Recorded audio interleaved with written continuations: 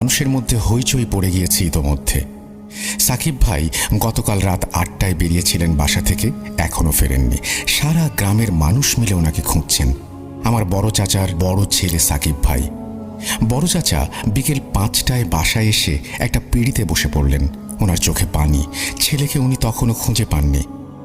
গ্রাম পুলিশের এক দল ১২টা থেকে খোঁজ চালিয়ে যাচ্ছে, কিন্তু সাকিব ভাইয়ের কোনো খোঁজ নেই। মাগরিবের আজান দিল, মসজিদে মাইকিং করা হলো। আমরা সবাই জামাতে নামাজ আদায় করে দোয়া করলাম যেন সাকিব ভাই সহি সালামতে ফিরে আসে।